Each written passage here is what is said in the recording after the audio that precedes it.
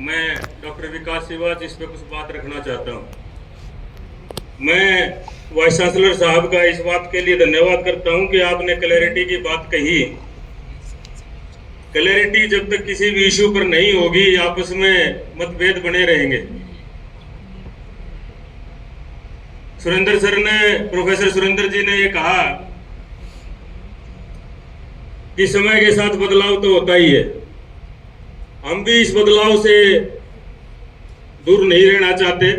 सभी शिक्षकों की एक ही यहाँ पे बात है कि इस शिक्षा नीति को अच्छे से लागू किया जाए। जो भी कमियां हैं या जो तैयारियां हमने करनी है, उन तैयारियों को करने के बाद हम इसको लागू करें। यहाँ सभी शिक्षाविद बैठे हैं। शिक्षा कंकरेंट लिस्ट में है। यूजीसी ने कह दिया, यूजीसी की सारी बातें कौन सी सरकार मान रही है? एमफिल पीएचडी की इंक्रीमेंट यूजीसी ने दे दी, कौन सी हरियाणा सरकार ने दे दी है। हम सोमवार को प्रदर्शन भी करने जा रहे हैं डीएचई पर, इसी मुद्दे पर। सीनियर प्रोफेसरशिप की बात करती है यूनिवर्सिटीज में, कहां दे दी है हरियाणा सरकार ने। बहुत सारे मुद्दे हैं। यूजीसी ने कह रखा है 5 दिवसीय सप्ताह आप मनाएंगे तो ये कार्य कर लें। 6 दिन का अगर सप्ताह है तो आप ये कार्य कर लें। एसोसिएशन पिछले करीब 8 साल से मांग कर रहे हैं कि यूनिवर्सिटीज में कार्य सप्ताह 5 दिन का हो। छोटी यूनिवर्सिटियां जो बाद में खुली, वहां 5 दिवसीय कार्य सप्ताह हो रहा है। हमारे यहाँ 6, और उस दिन भी यूनिवर्सिटी का या कॉलेजेस का नॉन टीचिंग का स्टाफ आता नहीं, सिर्फ शिक्षक आते हैं। तो सर 50% मेरा एक सवाल है, उसका जवाब आप बताएं कि मूवमेंट पे, फ्लेक्सिबिलिटी पे आपने कहा कि कहां से, किससे बच्चा पढ़ना चाहता है, ये बच्चा निर्धारित करे। मेरे कॉलेज में आज उसने आके इंजीनियरिंग में दाखिला ले लिया और वो कहे सेकंड ईयर में जाके मैंने तो आईआईटी से पढ़ना है, वो भी अलाउ है? कौन अलाउ करेगा जिसको आईआईटी में? तो बहुत सारी चीजें हैं। मेरा आपसे यही निवेदन है सर। मैंने, हमारा 8 तारीख को हमने धरना यूनिवर्सिटी में भी दिया था। उस दिन भी मैंने आपसे निवेदन किया था कि एक बार बैठ के विभिन्न संगठनों से आप चर्चा कर लीजिए। हम आपके साथ हैं, हम इसके विरोध में नहीं हैं। आप हमें समय दें। जल्दबाजी में किया हुआ फैसला कई बार वापस लेना पड़ जाता है। ये किसान आंदोलन से सबने देखा भी है। आज करीब पूरे देश में 10 स्टेट ऐसी हैं जिन्होंने कह दिया है कि हम इस नई शिक्षा नीति को लागू नहीं करेंगे। 3-4 दिन पहले तमिलनाडु ने भी कहा है। जी सर, एनडीपी पे है सर। मैं तो आपसे सर, मैंने आपको अलाउ किया है, इसका मतलब ये नहीं कि आप मंच का दुरुपयोग, मंच का मैं दुरुपयोग नहीं कर रहा सर। मैं कह रहा हूं, मैं एनईपी को हम आपको लागू कराने में सहायता करेंगे, लेकिन इसके लिए आप संगठनों को समय दीजिए। आप हमारे को समझाइए ताकि हम आगे शिक्षकों को बता पाए। इसके लिए एक सेमिनार मैं महर्षि दयानंद यूनिवर्सिटी में भी हम पूरे हरियाणा के शिक्षकों को बुलाने का हम प्रोग्राम बना भी रहे हैं, ताकि उसके ऊपर हम पूरे चर्चा कर पाए। भाई न्यू एजुकेशन पॉलिसी है, ये हमारे बच्चों का भविष्य निर्धारित करेगी। तो अगर शिक्षकों के माइंड में ही कोई अगर सवाल होंगे तो वो शिक्षक उसको लागू करवाने में फिर मदद नहीं करेगा मन से। ठीक है, तो इसी के साथ मैं आपका धन्यवाद करता हूँ, जैन साहब का धन्यवाद करता हूँ कि आपने समय दिया। धन्यवाद। थैंक यू डॉक्टर साहब। प्रोफेसर गुलशन जी, मान सर और वेस्ट एजुकेशन सोसाइटी के प्रेसिडेंट, वेस्ट कॉलेज के प्रिंसिपल। मीटिंग चल रही है, मैसेज आ नहीं रही है जी? Okay, sorry. Professor Surendra Singh ji और मेरे प्यारे शिक्षक साथियों, आज की जो कार्यशाला रखी 1 दिवसीय, एक तो मैं ये कहना चाहता हूँ इसमें समय थोड़ा सा कम रह गया। 1 दिवसीय का मतलब तो 1 दिवसीय ही होनी चाहिए सर। इसको सुबह शुरू कर लेते, शाम तक 4-5 बजे तक हमारे पास काफ़ी विचार इसको लेके आ जाते। 2-3 चीज़ें हैं जो आप लोगों ने रखी। एक तो ये कि परिवर्तन, वो ठीक बात है। पुरानी एजुकेशन पॉलिसी को 30 साल हो गए तो वो बदलाव चाहती है, वो बदलाव प्रकृति का नियम है, बदलाव से कोई आदमी घबराता भी नहीं है और बदलाव को वो रोक भी नहीं सकता है। दो चीज़ें हैं, जैसे वीसी साहब खुद ही कह रहे थे कि एनईपी अवश्यंभावी लगती है, ये सही बात है, ये अवश्यंभावी ही है और होएगी, ये इम्प्लीमेंट होएगी। लेकिन इसका जो एक बेसिस था जो आपने भी रखा सर कि मोनोलॉग नहीं होना चाहिए, लेकिन इसकी शुरुआत जो है वो मोनोलॉग से ही है, जो आपने भी रखा कि ये जुलाई 2020 में कैबिनेट अप्रूवल के साथ आई हुई है। इस पे कभी कोई डिबेट डिस्कशन नहीं हुआ पार्लियामेंट में, ये मोनोलॉग ही है अपने आप में। तो इसमें है कुछ बेसिक कॉन्ट्रडिक्शंस हैं, लेकिन उन कॉन्ट्रडिक्शंस के साथ ही हम लोग रहेंगे। सवाल हमारे सामने ये है जो डॉक्टर मलिक ने रखा कि बहुत सारे क्वेश्चंस हैं कि जब आप इसको इम्प्लीमेंट करेंगे तो कॉलेजेस की पोजीशन क्या रहेगी। वो सवाल हमारे दिमाग में चक्कर काट रहे हैं और वही हमारी चिंता का विषय है। सभी शिक्षक साथियों की चिंता का विषय भी यही है कि उनकी आने वाली जो सर्विस है वो कितनी बचेंगी, ये एक मुख्य सवाल है, और वो कैसे बचेंगी ये इसका मुख्य सवाल है। जो आपने कहा, गुलशन सर ने भी कहा वर्कलोड बढ़ जाएगा, मैं इससे असहमत हूँ, बाकायदा असहमत हूँ। पेपर पे बैठ के आप लोग इसको डिस्कस करें। आपने कहा कि 4 साल का वर्कलोड निकाल दिया आपने, तो फर्स्ट सेकंड थर्ड फोर्थ, मैं कह रहा हूँ कि पहला साल बच्चे ने एडमिशन लिया चला गया, जो आप खुद ही कह रहे हैं कि बच्चा पहले साल एडमिशन लेके जा सकता है, सर्टिफिकेट लेके चला गया, अगले 3 साल का वर्कलोड आपने काउंट कर दिया। आपने कर दिया उसको बिल्कुल उसी सेंस में जो लिखा हुआ है, बिटवीन द लाइंस रीड करके आपने वर्कलोड कैलकुलेट कर दिया, वो तो ठीक है। लेकिन अगर वो पहले साल चला गया फिर क्या करेंगे, 2 साल के बाद गया फिर हम क्या करेंगे, 3 के बाद गया तो क्या करें, ये तो उसकी चॉइस है ना। जो सिवाज साहब कह रहे थे, गॉड कॉलेज में एडमिशन लिया, अगले साल वो कहता है मैं तो हंसराज में जाऊंगा, अब वो कैसे जाएगा ये सवाल किसी ने एड्रेस नहीं किया इसमें, कि वो यहां से निकल के कहां जाएगा। सारे बच्चे किशोरी कॉलेज में एडमिशन लेंगे, अगले साल आईसी कॉलेज में चली जाएंगी, तो किशोरी कॉलेज के वर्कलोड का क्या होगा, इसका क्या समाधान है हमारे पास। ये तो बड़ी आइडियल सिचुएशन है कि भाई ये होगा वो होगा, नो, ऐसे नहीं हो सकता।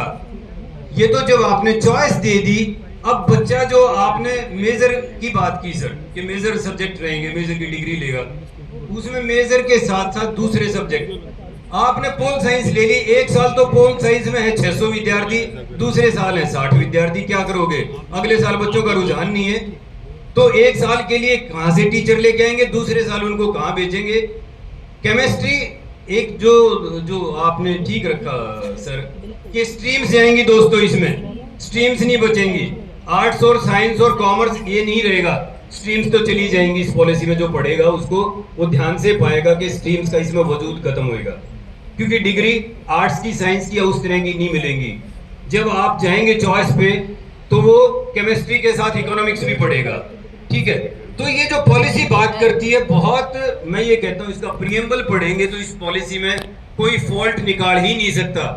ऐसा विद्यार्थी पैदा कर दिया जो मॉरली बहुत साउंड होगा, होलिस्टिकली बहुत होगा, इंटेलेक्चुअली बहुत साउंड होगा। ग्राउंड कंडीशंस क्या कहती हैं, जो मलिक साहब भी कुछ कह रहे थे कि भाई इंटर्नशिप होगी, अभी भी बीटेक में इंटर्नशिप है, हम सब लोग सर्टिफिकेट भी लेके आते हैं।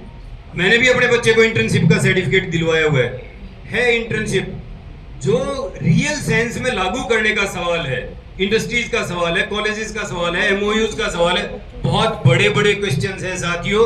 समय थोड़ा सा कम है, ज्यादा डिटेल में अभी नहीं बात कर सकते, लेकिन कुछ शंकाएं चिंताएं हमारे सामने हैं और वर्कलोड को लेके वो बाकायदा चिंताएं हैं। और लैंग्वेजेस के टीचर यहाँ अगर बैठे हैं तो ये मान के चलो हिंदी इंग्लिश नहीं बसती, कोई कुछ कहे, चाहे वीसी साहब गारंटी पत्र दे, चाहे रजिस्ट्रार साहब दे, लेकिन एनईपी 2020 के बाद लैंग्वेजेस नहीं बसती हैं। इसमें था, मैं देख रहा था जो सर स्लाइड दिखा रहे थे, उसमें लैंग्वेजेस के 8 क्रेडिट हैं, उसने पूरे टाइम पे 8 क्रेडिट एक्वायर करने हैं लिंग्विस्टिक्स के, तो बाकी जो क्रेडिट हैं वो अपने मेजर सब्जेक्ट से लेगा। अभी तो इंग्लिश हर साल है, हिंदी भी हर साल है, तब नहीं होगी ये हर साल है, और जब हर साल नहीं होगी तो क्या हाल होगा, ये सोचने का विषय है, चिंता करने का विषय है। तो ये यूनिवर्सिटी ने प्रयास किया, अच्छी बात है, मैं इस प्रयास की बहुत सराहना करता हूं। और हम एसोसिएशन के लेवल पे भी बाकायदा ये कहते रहे कि टीचर एनईपी को खुद बढ़े। साथियों, ये प्रयास आपको करना है, आपको एनईपी यूनिवर्सिटी एडमिनिस्ट्रेशन से ज्यादा पढ़नी पड़ेगी। वजूद आपका खतरे में है, आपके वजूद पे सवाल है। यूनिवर्सिटी तो ठीक है, 3 साल 6 साल टर्म है, आप हैं रेगुलर, 30 साल रहेंगे संस्थाओं में। एनईपी को आप जरूर पढ़ लें। अगली जो भी मीटिंग यूनिवर्सिटी बुलाए तो सवाल एसोसिएशन का प्रेसिडेंट ना करे, मैं ना करूं, एक कॉमन टीचर क्वेश्चन करे, अपने सब्जेक्ट के सवाल करे, कॉमन क्वेश्चन करे, तब यूनिवर्सिटी समझ पाएगी, तब हम समझ पाएंगे, तब कॉलेजेस को बचा पाएंगे और तभी यूनिवर्सिटीज को प्रॉपरली रन कर पाएंगे। ऑटोनॉमी के बाद यूनिवर्सिटी की भी इनकम जाती है।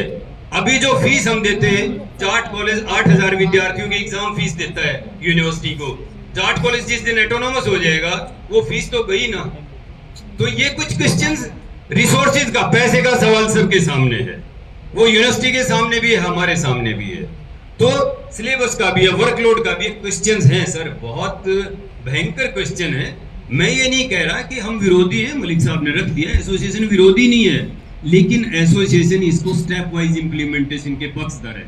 क्योंकि एक मुझे सिचुएशन याद है, मैं शुरू से जुड़ा रहा हूं, 2008 में सेमेस्टर सिस्टम आया और 2008 में उसका विरोध थोड़ा थोड़ा शुरू हुआ। सरकार ने 2011 में एक मीटिंग रखी कुरुक्षेत्र यूनिवर्सिटी में सर, सभी vice chancellor ACS higher education उसमें आए और प्रोफेसर रामफल हुड्डा जी एमडीयू के उस समय वाइस चांसलर थे and he was the only vice chancellor. मैं उस मीटिंग का पार्ट हूं जब उन्होंने एसीएस सर को ये कहा कि भाई हरियाणा का ग्राउंड अभी सेमेस्टर सिस्टम के लिए तैयार नहीं था, हमने इसको जल्दी में लागू कर दिया। तो बाद में ये ना कहना पड़े कि भाई हरियाणा का ग्राउंड एनईपी 2020 के लिए तैयार नहीं था, हमने इसको जल्दी में लागू कर दिया। उस सिचुएशन से बचने का कोशिश करनी चाहिए दोस्तों, मेरी इतनी असर्शन है। Thank you for giving me the time, for giving me the opportunity sir, thank you, thank you. Okay, सभी अध्यापक साथियों से मैं विश्वविद्यालय की ओर से डीन एकेडमिक अफेयर्स होने के नाते, चलिए मैं सर मंच पे आ जाइए।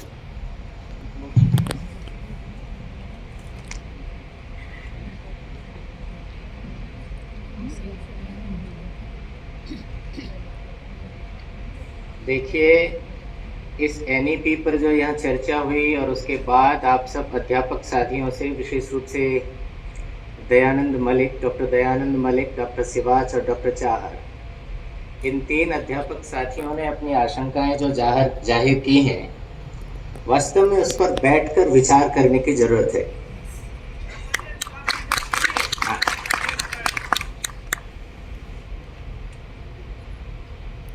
कुलपति महोदय ने मुझे निर्देश किया है कि मैं आपके सामने ये बात रखूं कि हम सब बैठ करके इस पर जो कुछ तो ऐसी चीजें हैं, इतना तो हम सब मानते हैं कि ये जो एनईपी है, ये जो नई शिक्षा नीति है, ये लागू तो होगी, हाँ, लेकिन इसके लागू करने में जो कुछ व्यावहारिक कठिनाइयां हैं जो हमारे साथियों ने सामने रखी, उन सबको एड्रेस करने की जरूरत होगी। कुछ चीजें ऐसी भी हैं जिसे मैं समझ रहा हूँ, डॉक्टर चाहर ने जो बात कही भाषाओं को लेकर, चूंकि मैं स्वयं भाषा का अध्यापक हूँ, जैसा मैं समझ रहा हूँ डॉक्टर चाहर उससे थोड़ा अलग समझ रहे हैं। इसका मतलब मुझे और डॉक्टर चाहर को परस्पर बैठने की जरूरत है, निश्चित रूप से हम सबको। तो आप सब अध्यापक साथियों का जो एक संघ है, उसके कुछ जो चुनिंदा लोग जो इस चीज को बेहतर समझ रहे हैं या जिनकी कुछ विशिष्ट आशंकाएं हैं, उनके साथ विश्वविद्यालय की समिति बैठेगी, बातचीत करेगी और फिर हम किसी न किसी समाधान पर पहुंचेंगे, क्योंकि वास्तव में तो संवाद से ही बात बनेगी। तो उसके लिए एक समय निर्धारित कर लिया जाएगा, एक तिथि निर्धारित कर लेंगे और फिर बैठेंगे और फिर जो कुछ हो सकता है, जितना हो सकता है आपके सब सहयोग से उसे करेंगे, क्योंकि बिना आपके सहयोग से ये चीजें, बिना आपके सहयोग की ये चीजें होंगी नहीं। क्योंकि मैंने अपने बात में कही थी ना कि अध्यापक तो इसका पूर्व रूप है, पढ़ाना तो हम ही को है। तो हम लोग बैठेंगे और जो कुछ भी आशंकाएं हैं उन सब पर विचार विमर्श करके फिर आगे बढ़ेंगे। बस इतनी बात मैं कहना चाहता हूं। आप सबका धन्यवाद। थैंक यू डॉक्टर साहब। मुझे लगता है कि हम सभी साथियों की यही मनोदशा